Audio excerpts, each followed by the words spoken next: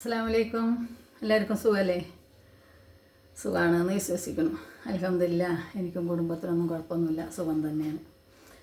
അപ്പോൾ ഇന്ന് ഞാൻ പറയുന്നത് ഒരു കല്യാണ വിഷയമാണ്. അപ്പോൾ കല്യാണ വിഷയം എന്ന് പറഞ്ഞാൽ ഞാൻ കുറേ നാളുകളായി ഒരാളോട് പറയുന്നു, ഇവിടെ നല്ലൊരു കുടുംബത്തിലുള്ള നല്ല കുടുംബം നോക്കുന്ന ഒരാൾ, ഭാര്യ മരിച്ചുപോയി. അപ്പോൾ ആ ആളുണ്ട്, 2 ആൺകുട്ടികളാണ്. ഭാര്യ മരിച്ചു, സ്വന്തമായിട്ട് നല്ലൊരു വീടുണ്ട്. പറയുന്ന മാതിരി തന്നെ ഡബ്ബറും തോട്ടം 1.5 ഏക്കറോളം ഉണ്ട്. അപ്പോൾ ഒരു 10-32 വയസ്സുള്ള ഒരു പെൺകുട്ടിയെ കിട്ടുകയാണെങ്കിൽ അവരാദ്യം പറഞ്ഞത് ഒരു കുട്ടിയൊക്കെ ഉള്ള ഒരാളെ സ്വീകരിക്കാമെന്നാണ്. പിന്നെ ഞാൻ എല്ലാ കാര്യങ്ങളും ഇങ്ങനെ പറഞ്ഞപ്പോൾ അവർ പറഞ്ഞു ശരി അൽഹംദുലില്ലാ, അങ്ങനെയാണെങ്കിൽ അങ്ങനെ ചെയ്യാം എന്ന് വിചാരിച്ച്. പറഞ്ഞു വരുന്ന ആരെ കാര്യമാണെന്ന് നിങ്ങൾക്ക് മനസ്സിലായല്ലോ അല്ലേ? നമ്മളെ നീച്ചില്ലാൻ്റെ കാര്യം. അപ്പോൾ ഞാൻ കുറേ നാളായി അന്വേഷിക്കുന്നു. ആ പെണ്ണിനോട് പറഞ്ഞിട്ട് പെണ്ണ് പേടി എന്ന് പറഞ്ഞുകൊണ്ടിരിക്കുകയാണ്. കാരണം 17 വയസ്സിൽ കല്യാണം കഴിഞ്ഞ് 25 വയസ്സായപ്പോഴത്തിന് 3 വിവാഹവും കഴിഞ്ഞു, 4 പ്രസവം കഴിഞ്ഞു. ഇപ്പോൾ നമ്മളെ മറ്റേ മമ്മൂക്കായ ഒരു പടത്തിൽ പറഞ്ഞില്ലേ, മീനുണ്ടോ ചോദിച്ചപ്പോൾ മീനുണ്ട് ഇറച്ചിയില്ല എന്ന് പറഞ്ഞില്ലേ, എന്ന മഴയുള്ള അവസ്ഥയിലാണ് ആ പെണ്ണ് നിൽക്കണം. അതായത് മീനുണ്ട് ഇറച്ചിയില്ല, നെജിലുണ്ട് പക്ഷെ ശരീരത്തിലൊന്നുമില്ല, വെറും എല്ല് മാത്രമുണ്ട്. കാരണം ഇറച്ചിയില്ല, എല്ലാം തിന്നു കഴിഞ്ഞു. അപ്പോൾ ഞാൻ എന്തിനാണ് ഈ പെൺകുട്ടിനെ ഇത്ര അധികം ഇവർ പറയുന്നതെന്ന് എനിക്ക് മനസ്സിലാവുന്നില്ല. കാരണം എന്ത് വ്യക്തി വൈരാഗ്യമാണോ എന്ത് ഇതാണോ അള്ളാഹുവിനും അവർക്കറിയാം, എനിക്കറിയില്ല. കണ്ടന്റിന് വേണ്ടിയിട്ടാണോ എന്താ എനിക്കറിയില്ല. ഏതായാലും ഞാൻ ആ പെൺകുട്ടിയോട് ഇങ്ങനെ ഒരു വിവരം പറഞ്ഞപ്പോൾ പെൺകുട്ടി ആദ്യം ശരിയെന്ന് പറയും, പിന്നെ വേണ്ടാന്ന് പറയും, പിന്നെ വേണമെന്ന് പറയും, പിന്നെ വേണ്ടാന്ന് പറയും. കാരണം ആലോചിക്കും തോറും ഇവൾക്ക് പേടിയാണ് തോന്നുന്നു. അപ്പോൾ ഇവിടെ ഈ പറയുന്ന മാതിരി ഞങ്ങളെ മലപ്പുറം ജില്ലയിൽ കുറച്ചൊക്കെ ഒരു പക്വത എത്തിയ ആൾക്കാരൊക്കെ ആണെങ്കിൽ അവർ മദ്യപാനോ വലിയോ ചീട്ടുകളിയോ ഇതൊന്നും ഇല്ലാത്ത മനുഷ്യന്മാരാണ്. അപ്പോൾ ആ ഒരു ധൈര്യത്തിലാണ് ഞാൻ പറയുന്നത്. ആ പെണ്ണ് ആദ്യം കല്യാണം കഴിച്ചത് 3 മദ്യപാനികളാണ്. അവൾ വീഡിയോയിൽ പറയണേ ഞാൻ കേട്ടിട്ടുണ്ട്, 3 മദ്യപാനികളാണ്. അപ്പോൾ ഈ മദ്യം കുടിക്കണോ ഈ ഇതിൻ്റെ ഇടയിൽ കൂടെ ആ ജീവിതം കുട്ടിച്ചോറാകുന്ന എങ്ങനെയാണ് നമുക്ക് നന്നായിട്ട് അറിയാം. ഒരു മദ്യപാനിയുടെ കൂടെ എങ്ങനെ ജീവിക്കുന്നത്. പിന്നെ ജീവിച്ച് പോണവരും ഉണ്ട്, ഇല്ല എന്ന് ഞാൻ പറയുന്നില്ല. അങ്ങനെ കഷ്ടപ്പെട്ട് ജീവിച്ച് പോണവരും ഉണ്ട്. 5, 6, 7 മക്കളുണ്ടായിട്ടും മദ്യപാനിയുടെ കൂടെ ജീവിച്ച് പോകണുണ്ട്.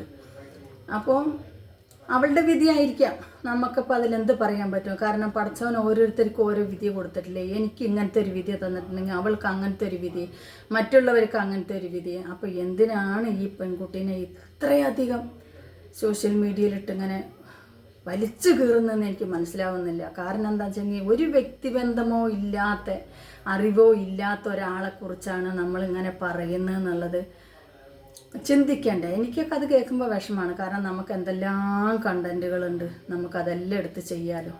അപ്പോൾ ഇങ്ങനെയെങ്കിലും ആ പെണ്ണിനെ വലിച്ചു കീറുന്നതൊന്ന് നിൽക്കട്ടെ എന്ന് കരുതിയിട്ടാണ് ഞാൻ പെൺകുട്ടിനോട് പറഞ്ഞത്. അപ്പോൾ ഇൻഷാ അല്ലാഹ് വീണ്ടും പറഞ്ഞു നോക്കട്ടെ. ഇങ്ങനെ ഒരാൾ ഇവിടെ ഉണ്ട്, മലപ്പുറം ജില്ലയിൽ തന്നെയാണ്, നമ്മളടുത്താണ്, നമുക്കറിയുന്നവരാണ്, കുടുംബത്തിനെ മൊത്തം നമ്മളറിയും. അതുകൊണ്ട് എല്ലാ വിവരങ്ങളും ഞാൻ പറഞ്ഞിട്ടുണ്ട്. 17 വയസ്സിൽ കല്യാണം കഴിഞ്ഞു, 3 വിവാഹം കഴിഞ്ഞു, 2 മദ്യപാനി ആണ് എന്ന് പറഞ്ഞപ്പോൾ തന്നെ അയാൾ പറഞ്ഞു എന്നാൽ പിന്നെ നമുക്ക് മനസ്സിലാക്കാവുന്നതേ ഉള്ളൂ എന്ന് ആ വ്യക്തി പറഞ്ഞപ്പോൾ എല്ലാവർക്കും അറിയുന്നുണ്ടാവുമല്ലോ ഒരു മദ്യപാനി എങ്ങനെയായിരിക്കുന്നത്. അപ്പോൾ 3ാമത്തത് പൊന്നാണിയനാണ്, അത് വിട്ടിട്ട് പോയി. ഇങ്ങനെയൊക്കെയാണ് സംഭവം. എല്ലാ സംഭവങ്ങളും പറഞ്ഞിട്ടുണ്ട്, എല്ലാ സംഗതികളും പറഞ്ഞിട്ടുണ്ട്. സോഷ്യൽ മീഡിയയിൽ ഇത്രയധികം വലിച്ചു കയറിയ ഒരു മനുഷ്യനുണ്ടാവില്ല. അതായത് നമ്മളെ സാജിയൊക്കെ കുറേ നാൾ, ഒരു 3 മാസത്തോളം ഏറെ കയറിയിട്ടുള്ളൂ. അത് കഴിഞ്ഞ് ഇറക്കി വിട്ടു. പക്ഷേ ഇത് ഇറങ്ങുന്നേ ഇല്ല, ഇത് മോളിൽ തന്നെ പിടിച്ച് നിൽക്കുക. അപ്പോൾ ആ വിവരങ്ങളൊക്കെ പറഞ്ഞു, ആ വീഡിയോയുടെ ലിങ്ക് ഞാൻ കൊടുത്തു, വീഡിയോ കണ്ടു, എല്ലാം അറിയാം. അപ്പോൾ അറിഞ്ഞുകൊണ്ടാണ് ചെയ്യുന്നത്. അപ്പോൾ അത് കാരണം കൊണ്ട് ആ മക്കളെയും കണ്ടു, കുടുംബത്തിൽ വാപ്പാനെയും കണ്ടിട്ടുണ്ട് വീഡിയോയിൽ കൂടെ. കുറച്ച് ദിവസമായി, ഞാൻ പറഞ്ഞിട്ട് 3-4 മാസമായി. അപ്പോൾ അതിനുശേഷമുള്ള എല്ലാ വീഡിയോകളും കാണുന്നുണ്ട്. അപ്പോൾ ഏതായാലും ഞാൻ പറഞ്ഞിട്ടുണ്ട്, നടക്കുകയാണെങ്കിൽ അൽഹംദുലില്ലാ ഖൈറായിരിക്കും എന്ന് ഞാൻ വിചാരിക്കുന്നു. അപ്പോൾ ഞാൻ അവളോട് പറഞ്ഞിട്ടുണ്ട്. എന്താണ് അവൾ തീരുമാനിക്കുക എന്ന് എനിക്കറിയില്ല. കാരണം ഇവിടെ 2 ആൺകുട്ടികളുണ്ട്, അവൾക്ക് 3 കുട്ടികളുണ്ട്, 5 കുട്ടികളാവും. അപ്പോൾ ഇവിടുത്തെ കുട്ടികൾ കുറച്ച് മുതിർന്ന കുട്ടികളാണ്.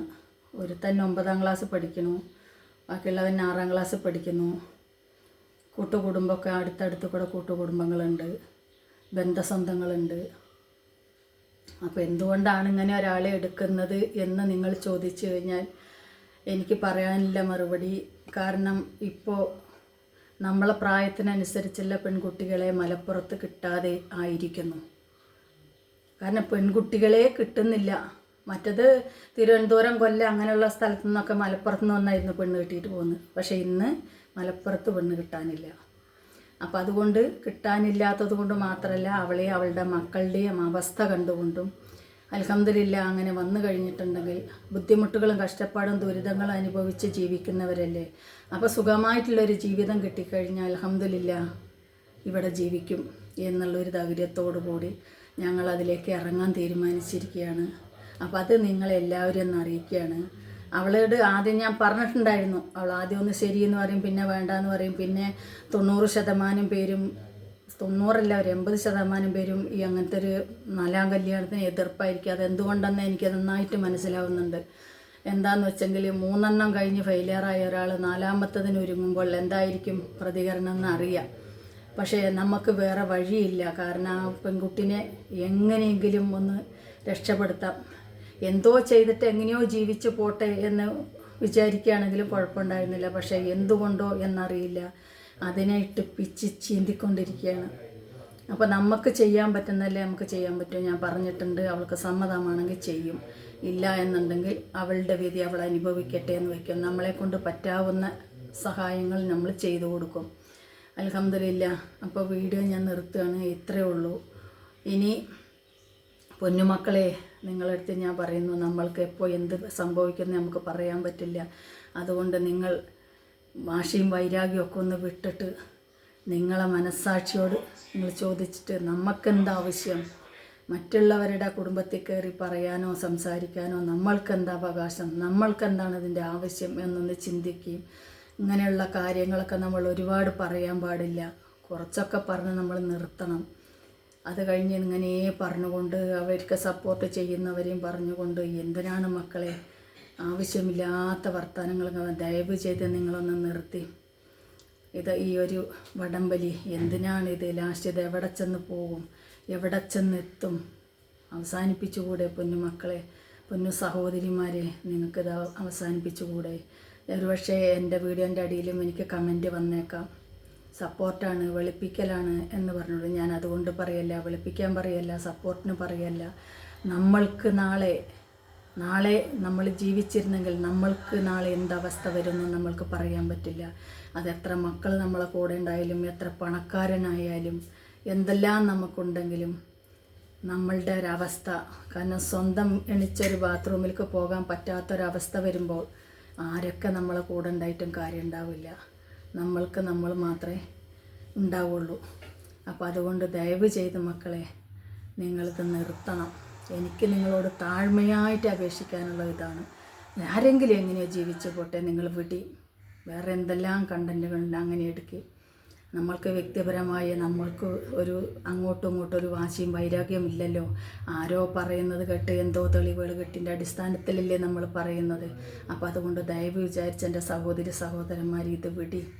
എന്നിട്ട് വേറെ വല്ല കണ്ടൻറ്റുകളും എടുക്കി. ഞാൻ എന്താ ഇത് കൂടുതൽ പറയാമെന്ന് എനിക്കറിയില്ല. വിഷമമുണ്ട് ഇതൊക്കെ കേൾക്കുമ്പോൾ. എത്ര ശാപങ്ങളാണെന്ന് അറിയോ നിങ്ങൾക്ക്? കാരണം നമ്മൾ ചെയ്യുന്നത് നമ്മളുടെ മക്കളെയാണ് വന്ന് ബാധിക്കുക എന്ന് പറയും.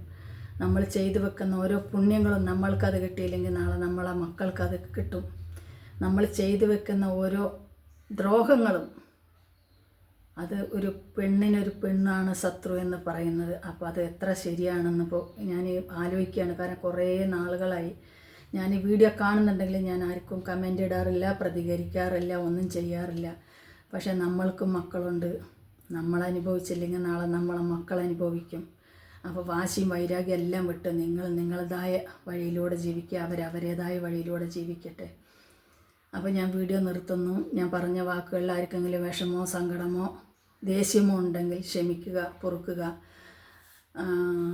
എല്ലാവർക്കും ഈമാനും മാഫിയത്തും ദീർഘായുസ്സും ഉണ്ടാകട്ടെ. നമ്മളെ കുടുംബങ്ങളിലും എൻ്റെ കുടുംബത്തിലും നിങ്ങളെ കുടുംബത്തിലും വീഡിയോ കാണുന്നവർ കമൻ്റ് ഇടുന്നവർ എല്ലാവരുടെ കുടുംബത്തിലും ആപത്തുകളുണ്ടെങ്കിൽ എല്ലാം അള്ളാഹു നമ്മൾക്ക് നിവർത്തിച്ച് തരട്ടെ. ഈമാനും മാഫിയത്തോടു കൂടി നമ്മളെ മരിപ്പിക്കട്ടെ എന്ന് ആത്മാർത്ഥമായി ദുആ ചെയ്തുകൊണ്ട് അസ്സലാമലൈക്കും.